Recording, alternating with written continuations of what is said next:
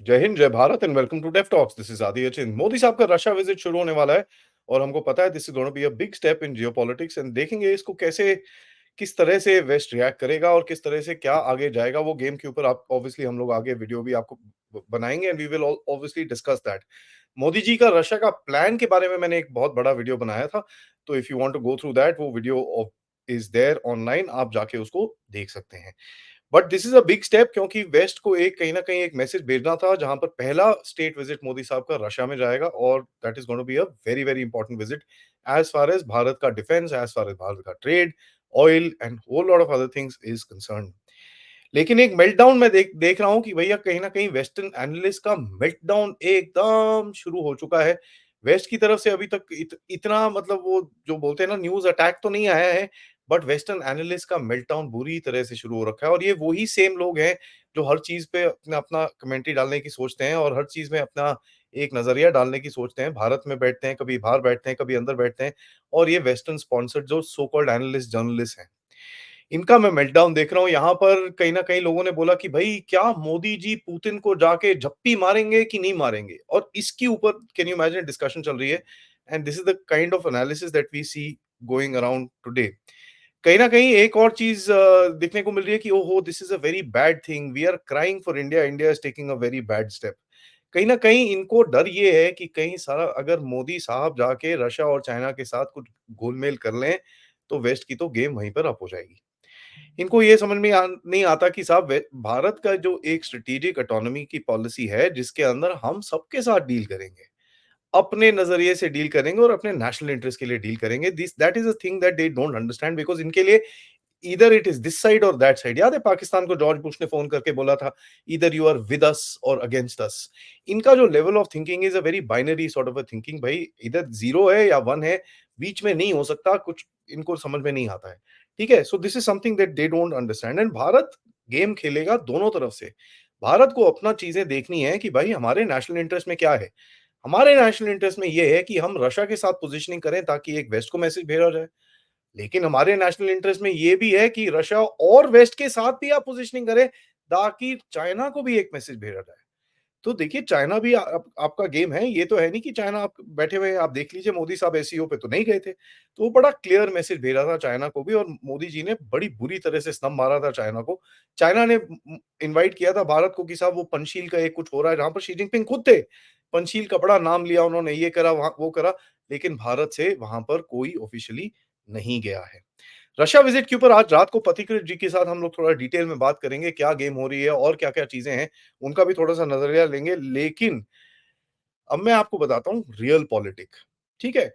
ये होती है रियल पॉलिटिक। एक तरफ आप रशिया को लेके आ रहे हो, इंडियन ओशन में आप अपनी एक इंडो पैसिफिक पॉलिसी सेपरेट बना रहे हो कि साहब ठीक है, we will coordinate and cooperate जिसके साथ हमको हमारे नेशनल इंटरेस्ट दिखते हैं। उसी चक्कर में अगस्त सितंबर के अंदर एक एक्सरसाइज होने वाली है which is called the Malabar exercise. Now Malabar exercise हर साल होती है which is done with the quad countries. Now quad countries फिर से वही वेस्टर्न कंट्रीज आ जाती हैं, तो आप एक दूसरी तरह की मैसेजिंग भेज रहे हो। तो मैसेजिंग जिस टाइम पे आपको जिसको भेजनी है उसकी तरह से आप स्टेप्स लेंगे और उस जगह पे आप मैसेजिंग भेजेंगे। अगस्त सितंबर के अंदर आपका मैसेजिंग का टाइम है भैया। आप बोलेंगे चाइना को कि साहब देखो ऐसा है, ये जरा गलत फहमी में मत रहना कि हम लोग वेस्ट के साथ कोऑपरेट कोऑर्डिनेट नहीं कर सकते। एक आपको तो एग्जांपल मिल ही गया था नैन्सी पेलोसी का, जब मैंने आपको बताया कि नैन्सी पेलोसी जी को यहाँ पर लाए गए, यहाँ पर बड़े पॉलिटिकल स्टेटमेंट्स दिए गए, ये हुआ वो हुआ। काफ़ी सारे वेस्टर्न एनालिस्ट फिर से वो रोना शुरू हो गए। वेस्टर्न क्या मतलब हमारे भी एनालिस्ट रोना शुरू हो गए। भारत तो यार गोदी में बैठ गया। भारत को ये समझ में नहीं आ रहा कि यूएसए ने भारत और चाइना के बीच में झगड़ा कराने का वो कर रखा है। वो है लेकिन भारत इतना बेवकूफ नहीं है कि उस झगड़े के अंदर ऐसे ही पड़ेगा। तिब्बत का कार्ड हमने अपने आप खेला। आपको दिखा कि ये लोग कुछ करना चाहते हैं कि आप तिब्बत कि गेम के अंदर, तो आइए जरा आप डिबेट का गेम खेलिए। लेकिन एक चीज आप देखिए इसके बाद नैन्सी पेलोसी जी घर वापस पहुंची नहीं होंगी, अपने कपड़े-शपड़े बदल के बिस्तर में बैठी नहीं होंगी सोने के लिए और मोदी साहब का रशिया का ट्रिप अनाउंस हो गया। So this is called real politic games. आप एक तरफ इस तरफ रशिया के साथ जा रहे हो, कोऑपरेट कोऑर्डिनेट करोगे, उसके साथ एक्सरसाइजेस करोगे, उसके साथ आप लॉजिस्टिकल एग्रीमेंट साइन करोगे ताकि आप उसको रशिया को इंडो पैसिफिक में एक्सेस दें। उसी तरह से आप क्वाड कंट्रीज के साथ मालाबार एक्सरसाइज करेंगे which is will happen in the Bay of Bengal. तो मैं आपको इस एक्सरसाइज के बारे में बताता हूँ। ये 28वीं एडिशन होगा मालाबार एक्सरसाइज का। इसका मेन फोकस रहेगा एंटी सबमरीन वॉरफेयर और basically they will concentrate on interoperability. Interoperability का मतलब क्या है कि साहब सब लोग एक साथ मतलब काम कर सकते हैं, सबका एक साथ एक जो कनेक्टिविटी है वो सब कुछ ठीक है। आपके सिस्टम कैसे चलते हैं मैं समझता हूँ, मेरे सिस्टम कैसे चलते हैं आप समझते हैं। So that sort of an interoperability के ऊपर एक फोकस रहेगा। और मालाबार एक्सरसाइज के ये होगी एक बड़ी जबरदस्त एयर एक्सरसाइज के बाद, जो भी इसी रीजन के अंदर होगा, भारत के आस-पास होगा, जिसका नाम है तरंग शक्ति। ये तरंग शक्ति एक्सरसाइज होगी अगस्त के अंदर, जहां पर बहुत सारी कंट्रीज पार्टिसिपेट करेंगी। जहां पर होंगी क्वाड की countries, obviously Bharat, Japan, Australia, USA, उसके साथ होंगे यूके, उसके साथ होगा जर्मनी, उसके साथ होगा फ्रांस और उसके साथ होगा सिंगापुर। तो देखिए इसको बोलते हैं स्ट्रेटेजिक मैसेजिंग, जहां पर आपको अपनी अपनी एक इंटरेस्ट दिखता है, अपना एक नेशनल आपका नजरिया दिखता है, आपकी जो पॉलिसी है, आपकी जो जियोपॉलिटिकल एक गेम है, उसके तहत आपको जिस जगह पे इंटरेस्ट दिखता है, आप उस जगह के साथ काम करके and you will take things forward. इस टाइम पे अगर मैं आपको बताऊं, एज वी आर टॉकिंग, एक एक्सरसाइज चल रही है रिम पैक। ठीक है, ये बेसिकली एक इंडो पैसिफिक की एक्सरसाइज है, ये इस टाइम पे चल रही है जहां पर वेस्टर्न नेशंस काफी सारे हैं। ये चल रही है हवाई की कोस्ट पे।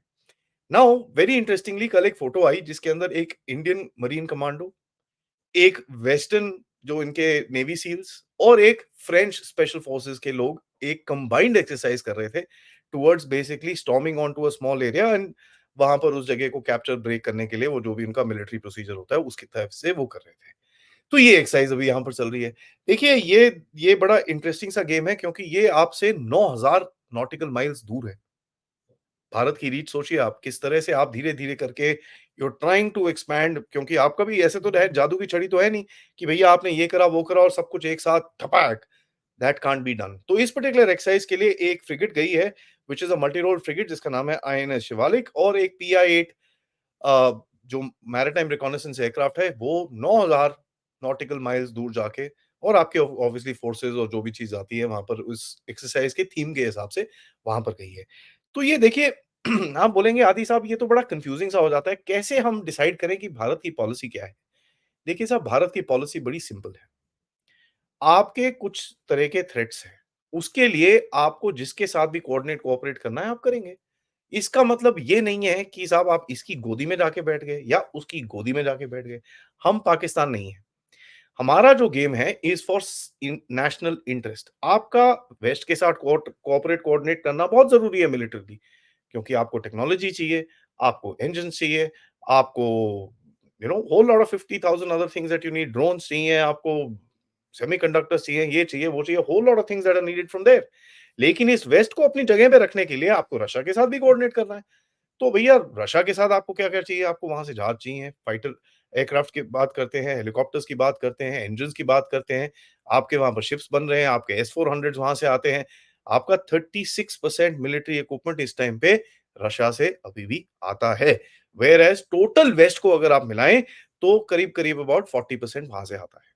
सो ये बड़ा इंटरेस्टिंग सा गेम है that you are trying to play, which is gonna change धीरे-धीरे करके भारत की जो जियोपॉलिटिकल वैल्यू रहेगी, धीरे-धीरे करके जैसे बढ़ रही है, this will make a major impact in that area, क्योंकि एक बड़ा क्लियर मैसेजिंग जो मोदी साहब की विजिट रशिया के पास जाएगा and you will find the west wanting to cooperate with you a little more, because उनको लगेगा यार ये उस तरफ पूरी तरह ना जाए, ठीक है, हमको पता है थोड़े से वहाँ पर गेम है, बट हम लोग जितना इसको रोक सकते हैं, रोक सकें, so they will actually have to step down. देखिए, 2 आपको पता है डीप स्टेट के अंदर जो गहरा राज्य जिसको मैं बोलना पसंद करता हूँ, उसके अंदर 2 भाग हैं। एक भाग है जो बोल सब जिसको समझ में आती है कि भारत के साथ आप कोऑर्डिनेट के बिना आप कुछ नहीं कर सकते। It is the centre of Indo Pacific policy जो वेस्ट की है। दूसरा है वो बोलते हैं कि साहब कोऑर्डिनेट नहीं करना, हम भारत को तोड़-ताड़ के एकदम बराबर करके उसके बाद जो मर्ज़ी हम कराएँगे, जो आपके ऊपर फिर नैरेटिव्स चलते हैं, जो हमारी भारत की जो रूलिंग पार्टी है, उसकी जो ऑपोज़िशन है, उसको सपोर्ट करके, ये करके, वो करके ऑल सॉर्ट्स ऑफ 25 चीज़ें आपको सबको पता ही है किस तरह से होती हैं। तो ये गेम आपको खेलनी पड़ेगी और ये मैं हमेशा बोलता हूँ, आज एक ऐसा टाइम आया है जहाँ पर भारत की अंदरूनी सिचुएशन और बाहरी सिचुएशन कहीं न कहीं लिंक हो रही है। अगर आपको अंदर में भी स्ट्रॉन्ग होना है, तो आपको भारत में आउटसाइड में डबली स्ट्रॉन्ग होना पड़ेगा ताकि आप अंदर के एक्टर्स को भी कंट्रोल कर सकें। This is something that is going to be crucial for the next 1 year, क्योंकि 1 साल के बाद जो हमारी अंदर की ऑपोज़िशन है, उसके पास इतना दम नहीं रहेगा टू कैरी ऑन जो ये चीज़ कर रहे हैं। मेरे को तो लगता भी नहीं है 1 साल, मेरे ख्याल से नवंबर-दिसंबर तक इनकी फुर्सी निकलनी शुरू हो जाएगी। बट तब तक आपको you need to keep this hard game going. यहाँ पर मैं गवर्नमेंट से ऑब्वियसली अपील करूँगा यार, लॉ एंड ऑर्डर के ऊपर जो भी चीज़ें यहाँ पर हैं और जहाँ पर भी कोई लाइन से आगे इधर-उधर जाता है, जो भी एक्शन्स आपको लेने हैं आप लीजिए। बिकॉज़ देश वेट कर रहा है। किसी ने ये चीज़ बोली है कि मोदी साहब जबरदस्त मतलब स्ट्रेंथ दिखाते हैं, लेकिन वो स्ट्रेंथ को अभी ऑन ग्राउंड कन्वर्जन करके हमको दिखाना पड़ेगा। तब जाके थोड़ा-सा जो जो कॉन्फिडेंस है भारत का, एक जो कहीं न कहीं थोड़ा-सा लॉस हुआ है, भारत के लोगों का, भारत का तो नहीं हुआ, बट वो कहीं न कहीं लोगों का जो कॉन्फिडेंस है वो थोड़ा रिस्टोर हो और उस जगह पे आप गेम अगर आगे खेल सकें और उस स्ट्रॉन्गर गेम खेल सकें ताकि जो आपकी जियोपॉलिटिकल वैल्यू है इसी तरह बढ़ती रहे। क्योंकि वेस्ट को आपको मैसेज देना है, this is the best time because west अभी अंदर देखना शुरू करेगा। Best opportunity and timing of any action is most critical ताकि उसका बेस्ट रिजल्ट आपको बेस्ट टाइम पे मिले। इस वीडियो को लाइक जरूर करिएगा, सब्सक्राइब करिएगा चैनल को। Most importantly share this with your friends and families. आप लोग इस चैनल की तरफ कंट्रीब्यूट कर सकते हैं यूजिंग द क्यूआर कोड या फिर पेपैल या फिर सुपर स्टिकर सुपर चैट्स के साथ। आज मिलेंगे, मैं आपके साथ एक बड़ा इंटरेस्टिंग सा शो लाने वाला हूं जहां पर मैं एक इंडो जर्मन या जर्मन इंडो लेडी जो एक एक्ट्रेस हैं जिन्होंने एक बड़ा इंपॉर्टेंट रोल प्ले किया था एक्सीडेंटल प्राइम मिनिस्टर में, उनका नाम है सुज़ैन बर्नार्ड। उनके साथ मैं थोड़ा बात कर रहा हूँ कि भाई क्या बेहतर है? वो यूरोप में भी रही हैं, भारत में भी रही हैं और उनकी भारत में जो पॉलिटिक है उसके बारे में भी बड़े इंटरेस्टिंग से नज़रिए हैं। तो उनसे बात करेंगे। Please do catch up that particular show and रात को जैसे मैंने बोला पथिकृत सी से बात करेंगे अबाउट मोदी साहब्स Russia visit in a complete detailed format. तब तक के लिए थैंक यू सो मच। जय हिंद, जय भारत।